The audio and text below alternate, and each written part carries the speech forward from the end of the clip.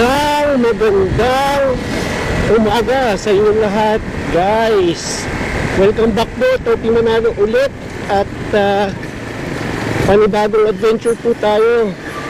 Ngayon ay sasama ko kayo at samahan niyo naman ako sa aking first ever low ride. Well, low ride para sa akin kasi syempre first time ko lang nagmumotor. So ito kauna-unahan kong pagmamaneho ng malayuan. Ang ride natin ngayon would be galing dito, ayan, dito sa Padilla area, Padilla Antipolo, going to Cubao Center.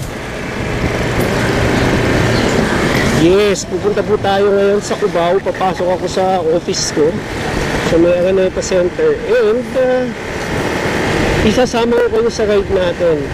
So time check po tayo ngayon. It's 5:20 in the morning. At makikita ko ng itsura ng biyahe dito sa Antipolo going to Cubao ng ganitong oras. Sabi ni Waze 6:02 daw tayo darating. So chill lang tayo dyan and steady lang po kayo.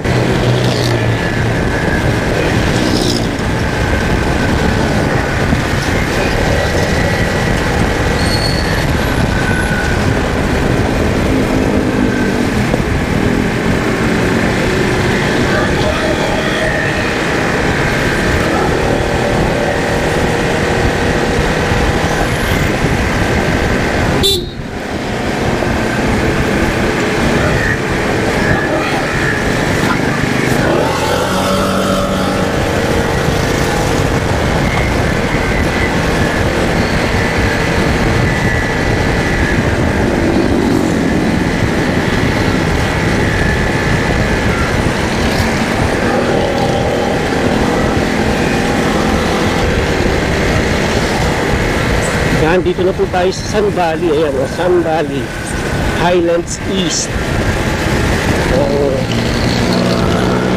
Time check po natin is 5:22. Yan, ito po tayo ngayon sa Kogyo. Sarap po po, no? Maluwag ang Kogyo pag ganitong oras. Kogyo Market Gate 2. So, gate 1, gate 2. Gate 2 yata ito.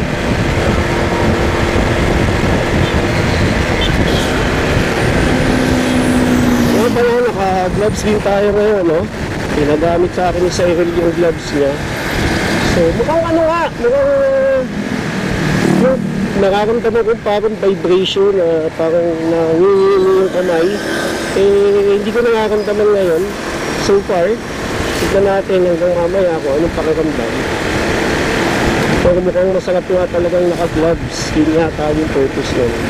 Not only for protection, syempre kasama na rin yung comfort of driving.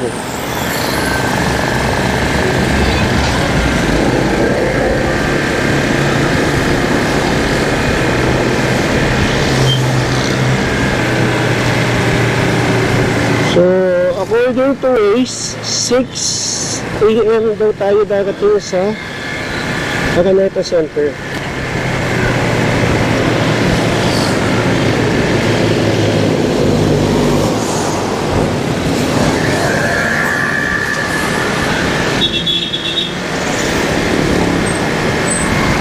Roughly 35 minutes estimated time bago tayo makarating din.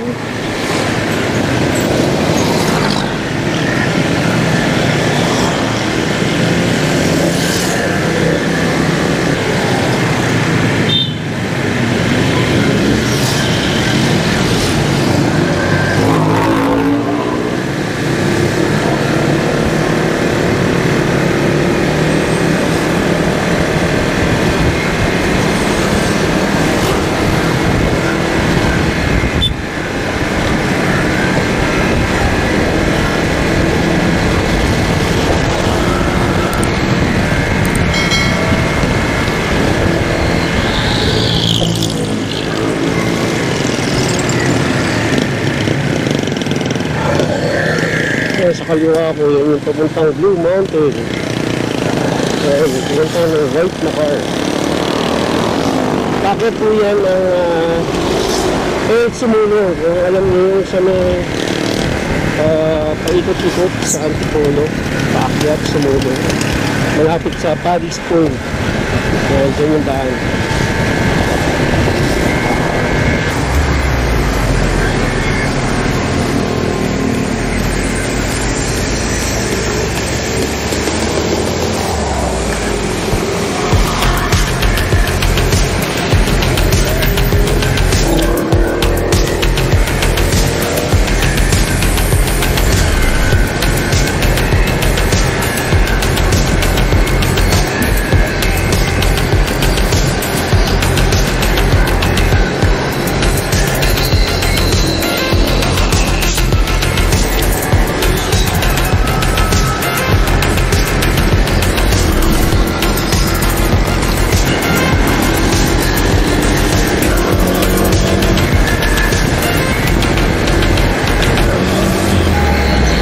Dito po tayo sa SM Cherry Antipolo. SM Cherry. Huwag pa. Wala pa masyadong sasakyan.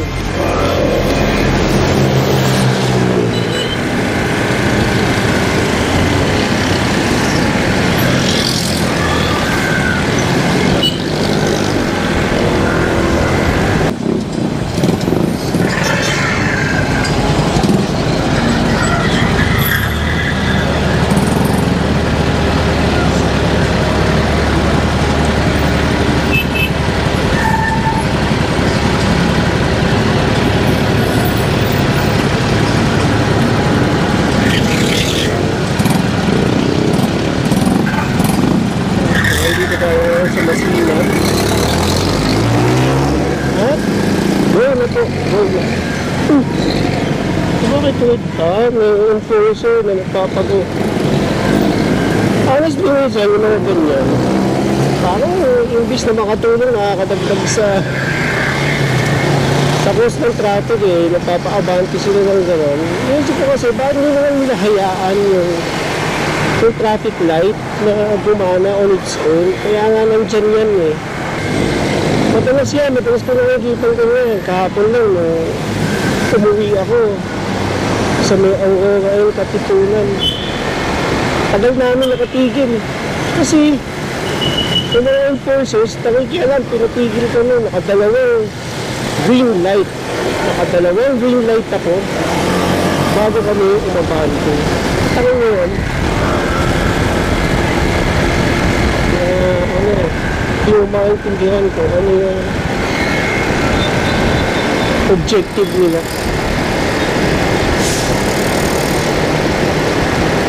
Ngayon guys, nakakalagpas lang natin sa SM Masinag, and ito, tinatahak natin ang Marcos Highway. Marami ng sasakyan kasi the other day na kahapon, dumaan ako dito, mas maaga ako umalis ng bahay dahil naka 4 wheels ako. Kahit ako, hindi pa ganito karami ang sasakyan.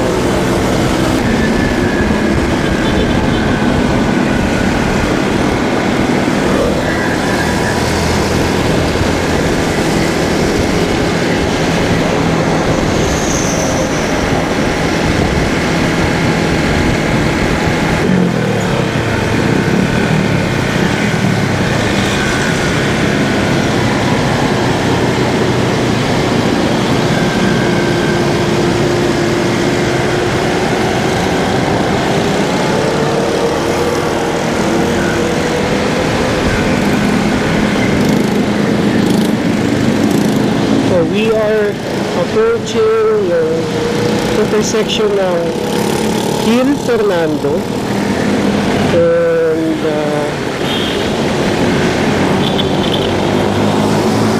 Gil Fernando and Marcos Highway. Punta yung mo. Dito guys, talaga nagkakaroon ng build up ng sasakyan. Dahil ano to eh, choking point. Dito halos lahat ng sasakyan lumalabas, pumapasok, lumalabas, and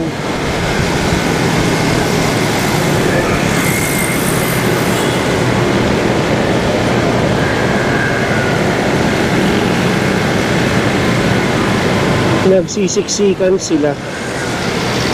So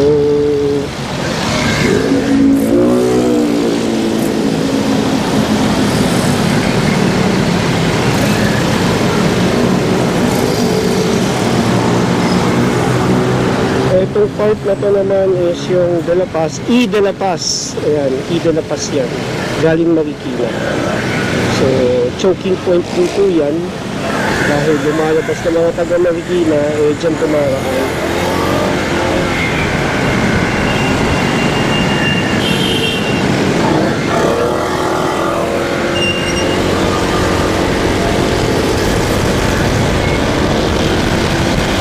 Ito ang Police Ayala Malls.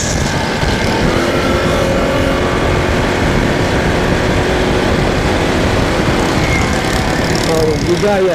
Pero bakit Ligaya tawag dito? Pero may history to eh. Kung merong tindahan na ang pangalan ay Ligaya, or dating pangalan ng store, or dating pangalan ng street, I don't know. Pero sa jeep, Ligaya tawag dito eh. Ligaya ang tawag mo sa akin.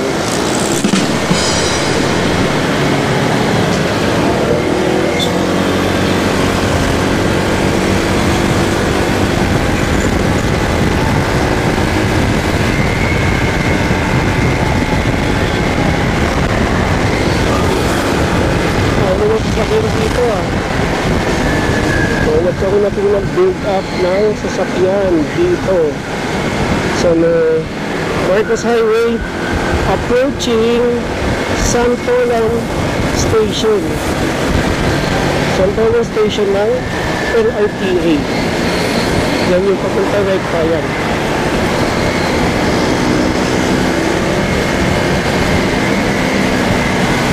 Bandang kanan tayo kasi punta tayo sa ilalim puntang Libis dahil ang daan natin ay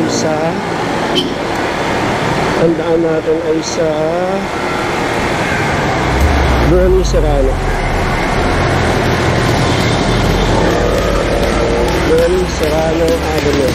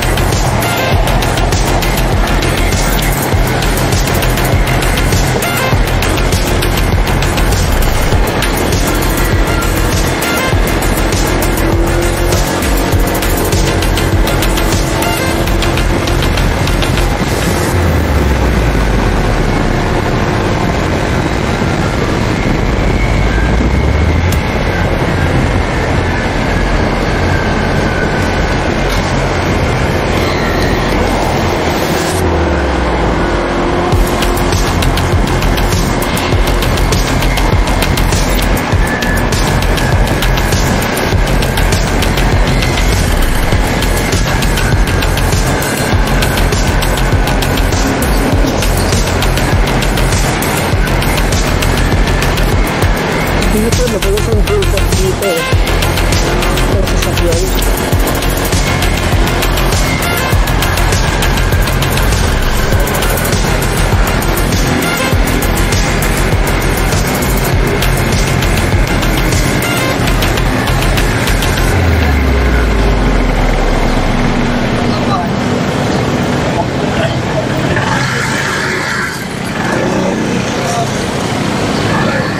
Kaya tayo rito.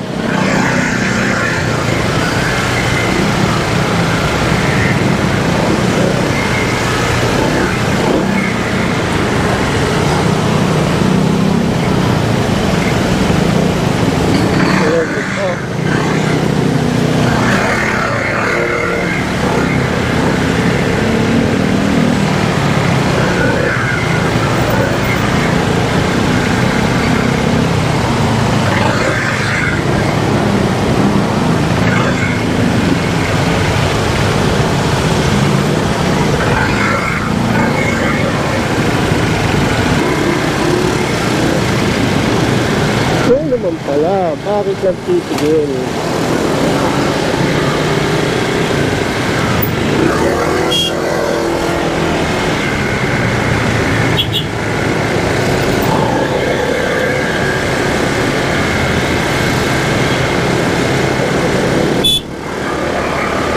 Ayan, kanya ang papuntang Libis.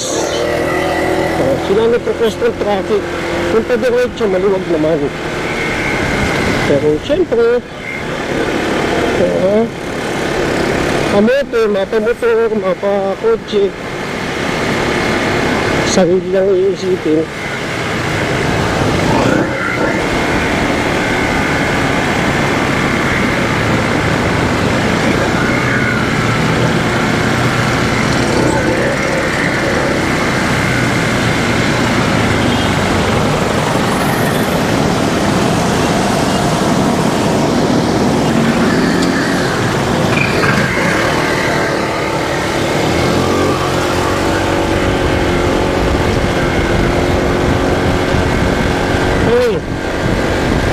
Sirado na tayo guys.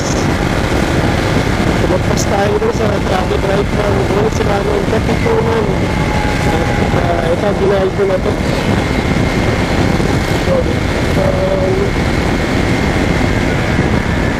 ayos naman ang biyahe natin, no? Maganda. I'd say it's a really good experience.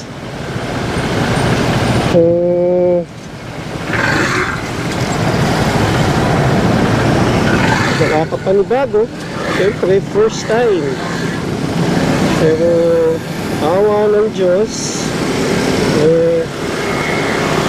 safe naman tayong nakarating, and chill lang. Pero mga kamoto moments na I would say kamoto moments kasi sumabay ako, pumasok ako sa bike lane, yun yung kadalasang sinasabi nila o kinakatiran nila na di mo naiiwasan kasi ginagawa ng karamihan, ginagawa ng lahat, kaya wala tayong choice kung hindi gawin ang ginagawa nila. But overall, nag-drive naman tayo ng maayos as much as we can. Kaya dapat ganun.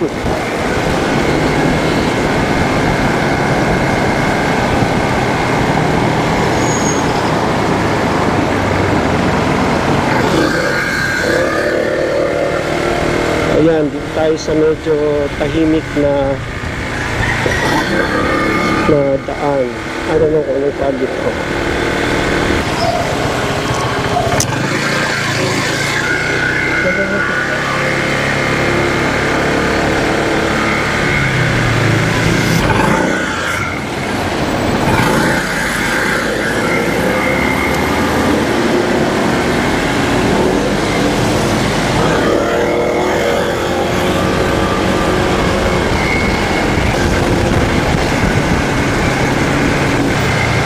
Yan guys, dito na tayo sa EDSA and I'm approaching Tuason Boulevard. So tatawid kami, go na. And after this, papasok na ng Araneta Center. Kaya tatapusin na natin dito. Sana may natutunan kayo or sana nag-enjoy kayo sa panonood dito sa atin sa ating first ever ride from Padilla going to Cubao. Kung nagustuhan niyo yung video natin, paki-like na lang po yung video by clicking on the like button. Also, kung meron po kayong comments, suggestion, katanungan, sulat ko na lang po dyan at babasahin ko yan. Kung bago po kayo dito sa channel natin, i-invite ko po sana kayo to please subscribe to my channel, Topi Manalo po, and hit the bell notification for more updates. Again, maraming salamat po sa panonood. Until next time, kita-kits po tayo. Bye-bye! Tubaw na ako. Shoutout sa ito kung sa pagpapahiram ng motor.